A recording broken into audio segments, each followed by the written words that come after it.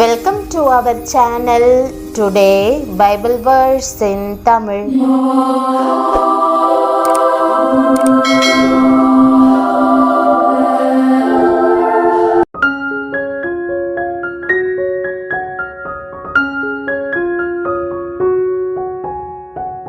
இன்றைய வசனம் சங்கீதம் 94:19. கிறிஸ்துவுக்குள் பிரியமானவர்களே, நம்முடைய ஆண்டவரும் இரட்சகருமான இயேசு கிறிஸ்துவின் வல்லமையுள்ள நாமத்தில் உங்களை வாழ்த்துகிறேன். இன்றைக்கு தேவன் நம்மோடு இருக்கிறார் என்பதற்கேற்ப இம்மானுவேலாக அவர் நம்முடன் கூட இருக்கிறார். அவர் தூரத்து உறவாக அல்ல, அன்பான சிநேகிதராக, உங்களுக்கு சமீபமானவராக உங்களுடன் கூட நடப்பதற்கு விரும்புகிறார். என் உள்ளத்தில் விசாரங்கள் பெருகுகையில் உம்முடைய ஆறுதல்கள் என் ஆத்துமாவை தேற்றுகிறது என்ற தமது வசனத்தின் மூலம் அவர் பெரிய சத்தியம் ஒன்றை நமக்கு போதிக்க விரும்புகிறார். தேவனுடைய குணாதிசயத்தை இந்த வசனம் எவ்வளவு அழகாக காட்டுகிறது. அவர் நம்முடைய வெளிப்புற தோற்றத்தையோ வெற்றி புன்னகையையோ பார்ப்பதில்லை. அவர் நம் ஆத்துமாவின் ஆழத்தை பார்க்கிறார். நாம் சுமக்கும் ஒவ்வொரு பாரத்தையும், மறைத்து வைத்திருக்கும் எல்லா பயத்தையும் காண்கிறார். நம்முடைய உள்ளங்கள் துக்கத்தினாலும் கலக்கத்தினாலும் பாரம் கொள்வதை அவர் விரும்புவதில்லை. நம்மை தூக்கி எடுக்கும்படியாக, நமக்கு ஆறுதல் செய்யும்படியாக, நம்மை தேற்றும்படியாக அவர் நம்முடன் இருக்கிறார். ஆறுதல் என்ற வார்த்தை இரக்கம் பாராட்டுவதை, தேற்றுவதை, திடப்படுத்துவதை குறிக்கிறது. அந்த இரக்கத்தையும் தேறுதலையும் திடப்படுத்துதலையும் கர்த்தர் உங்களுக்குள் வைத்திருக்கிறார். கர்த்தரால் எப்போதும் தேற்றப்பட்ட தாவீது கர்த்தரை நன்றியோடு நோக்கி பார்த்து, என் உள்ளத்தில் விசாரங்கள் பெருகுகையில் உம்முடைய ஆறுதல்கள் என் ஆத்துமாவை தேற்றுகிறது என்று சொல்லி மகிழ்ச்சி அடைந்தார். உங்களுடைய வாழ்க்கையில் எதிர்பார்த்தோ எதிர்பாராமலோ பலவிதமான விசாரங்களும் கவலைகளும் பெருகியிருக்கலாம்.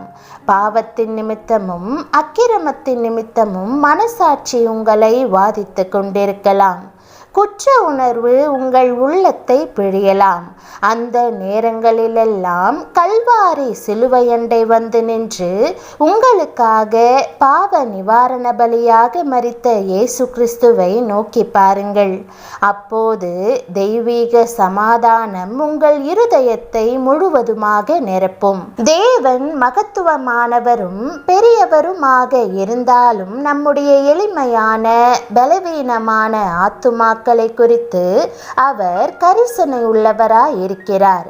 சிறிதானதோ பெரிதானதோ எதுவாக இருந்தாலும் நம்முடைய ஒவ்வொரு வேதனையை குறித்தும் அவர் அக்கறையுள்ளவராக இருக்கிறார். தேவனுடைய வசனம், அவருடைய ஆறுதல்கள் உங்கள் ஆத்துமாவை தேற்றும் என்று வாக்கு பண்ணுகிறது. அவர் துக்கத்தின் குழியிலிருந்து உங்களை தூக்கி எடுத்து உங்களை தேற்றுவார். அதையேதான் இயேசு, வருத்தப்பட்டு பாரம் சுமக்கிறவர்களே, நீங்கள் எல்லாரும் என்னிடத்தில் வாருங்கள், நான் உங்களுக்கு இளைப்பாறுதல் தருவேன் என்று வாக்கு பண்ணுகிறார். நான் மரண இருளின் பள்ளத்தாக்கிலே நடந்தாலும் பொல்லாப்புக்கு பயப்படேன். தேவரீர் என்னோடே கூட இருக்கிறீர். உமது கோலும் உமது தடியும் என்னை தேற்றும் என்று சங்கீதக்காரன் கூறுகிறான். மேய்ப்பன் ஒருவன் தன் நாடுகளை தேற்றுவதைப் போல தேவன் நம்மை தேற்றுகிறார். கடும் காற்று வீசிய போது இயேசு தமது சீஷர்களை அமைதிப்படுத்தியதை எண்ணி பாருங்கள். காற்று கடுமையாக வீசிய போதும், அவர்கள் படகின் மேல் மோதிய போதும் இயேசு, நான் உங்களுடன் இருக்கிறேன், ஏன் பயப்படுகிறீர்கள் என்று கேட்டார். தேவன் ஷாத்ராக், மேஷாக், ஆபேத்நேகோவுடன் எரிகிற அக்கினி சூளையினுள் நின்று, நான் உங்களுடன் இருக்கிறேன், பயப்படாதிருங்கள் என்று தைரியம் தைரியப்படுத்தினார். எலியா பயத்தாலும் திகிலாலும் நிறைந்திருந்த போது அவர் தமது தூதனை அனுப்பி, எலியாவே இளைப்பாறு, சாப்பிடு, தேவனுடைய கரிசனையும் மனதுருக்கமும் உன்னை கைவிடாது என்று கூற செய்தார். உங்களுக்கும் அவ்வாறு செய்ய அவர் விரும்புகிறார். எந்த காரியத்தை எதிர்கொள்ள வேண்டியதிருந்தாலும் பயப்படாதிருங்கள். தேவன் உங்கள் மேல் கரிசனையாய் இருக்கிறார். ஆபத்து காலத்தில் உங்களிடம் வந்து உங்களை தேற்றுவார். உங்கள் பாடுகள் எவ்வளவு அதிகமாக இருக்கிறதோ அவ்வளவு அதிகமாய் அவருடைய ஆறுதல்கள் பெருகும். பாடுகளின் மத்தியில் நீங்கள் அவரை காண்பீர்கள். சில காலம் நீங்கள் உபத்திரவத்தை அனுபவித்தாலும் திடன் கொள்ளுங்கள். உங்கள் துக்கம் சந்தோஷமாக மாறும். தேவன் தாமே உங்களுக்கு ஆறுதலாக விளங்குவார். கர்த்தர் ஆறுதல் செய்கிறவர், தம் அன்பின் கரத்தால் கண்ணீரை துடைக்கிறவர். துயரத்தில் நீங்கள் மூழ்கும்படி ஒருபோதும் அவர் விட்டு விடுவதில்லை. லீலி புஷ்பங்களின் மத்தியில் மேய்கிற அவர் சில வேளைகளில் லீலி புஷ்பங்களை தமக்கென்று கொய்ந்து கொள்கிறார். அது உங்களுக்கு வேதனை அல்ல, ஏனெனில் லீலி புஷ்பம் மேன்மையான இடத்திற்கே சென்றிருக்கிறது. அதே நேரத்தில் அவரது ஆறுதலின் கரம் உங்களை தேற்றி அரவணைத்துக் கொள்ளுகிறது. அப்போஸ்தலனாகிய பவுல் சொல்லுகிறார், தேவனால் எங்களுக்கு அருளப்படுகிற ஆறுதலினாலே எந்த உபத்திரவத்திலாகிலும் அகப்படுகிறவர்களுக்கு நாங்கள் ஆறுதல் செய்ய திராணியுள்ளவர்களாகும்படி எங்களுக்கு வரும் சகல உபத்திரவங்களிலேயும் அவரே எங்களுக்கு ஆறுதல் செய்கிறவர். அவர் உங்களை ஆறுதல் படுத்துவதுடன் நீங்கள் மற்றவர்களை ஆறுதல் படுத்தும்படி உங்களை தகுதிப்படுத்தவும் செய்கிறார். அதிகமாக உபத்திரவத்தின் பாதைகளிலே வழிநடந்து வந்த பக்தர்களின் ஆலோசனைகளைத்தான் பாடுகளின் பாதைகளிலே நடந்து வரும் மற்ற விசுவாசிகளை அதிகமாக தேற்றக்கூடியவை. யோபு பக்தன் சொல்லுகிறார், அவர் தம்முடைய மகா வல்லமையின்படியே என்னோடே வழக்காடுவாரோ, அவர் அப்படி செய்யாமல் என் மேல் தயை வைப்பார். பிரியமானவர்களே, தாங்க முடியாத வேதனைகள் உங்கள் வாழ்க்கையை சூழ்ந்து கொள்ளும் போது ஆறுதல் பெற மனிதர்களிடம் ஓடாதேயுங்கள். உங்களுக்கு ஒத்தாசை வரும் பர்வதங்களையே நோக்கி பாருங்கள். வானத்தையும் பூமியையும் உண்டாக்கின கர்த்தரிடத்திலிருந்து எனக்கு ஒத்தாசை வரும். துயர நேரங்களில் தான் இயேசு கிறிஸ்துவின் இனிமையான அன்பின் பிரசன்னத்தை அதிகமாக உணர முடியும். அவர் ஆறுதலின் தேவன் அல்லவா?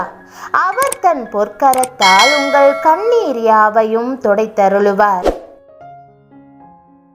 ஜெபம். அன்பின் ஆண்டவரே, உம்முடைய அன்பையும் ஆறுதலையும் குறித்த அருமையான வாக்குதத்தத்திற்காக உம்மை ஸ்தோத்தரிக்கிறேன். இப்போதும் உம்முடைய கரிசனைக்காக ஜெபிக்கிறேன். உம்முடைய ஆறுதலின் பிரசன்னம் என்னை சூழ்ந்து கொள்ள வேண்டும் என்று வாஞ்சிக்கிறேன். உம்முடைய ஆறுதல்கள் என் உள்ளத்தை தேற்றுவதாக. தாய் தன் குழந்தையை நேசிப்பது போல என்னை நேசித்தருளும். இப்போதும் எனக்கு உதவி செய்வதற்கும் என்னை தேற்றுவதற்கும் யாருமில்லை. நீர் மாத்திரமே எனக்கு சமாதானத்தின் ஊற்றாகவும் எனக்கு அடைக்கலமாகவும் இருக்கிறீர். உம்முடைய அன்பின் கரங்களால் என்னை அரவணைத்து கொள்ளும். நீரே கீலேயாத்தின் தைலமாய் இருக்கிறீர். என்னுடைய காயங்களை ஆற்றி என் உடைந்த உள்ளத்தை குணப்படுத்த உம்மால் மாத்திரமே கூடும். உம்முடைய ஆறுதல் என்மேல் நதியாக பாய்ந்து எல்லா கவலையையும் பயத்தையும் கழுவுவதாக. ஆண்டவரே, என் விசுவாசத்தை வர்த்திக்க பண்ணும். என் வாழ்வில் உம்முடைய அதிசயங்களை செய்யும் வல்லமை கிரியை செய்ய வேண்டும் என்று இயேசுவின் நாமத்தில் ஜெபிக்கிறேன் நல்ல பிதாவே, ஆமென். தேவனுடைய நாமம் மகிமைப்படுவதாக. ஆமென்.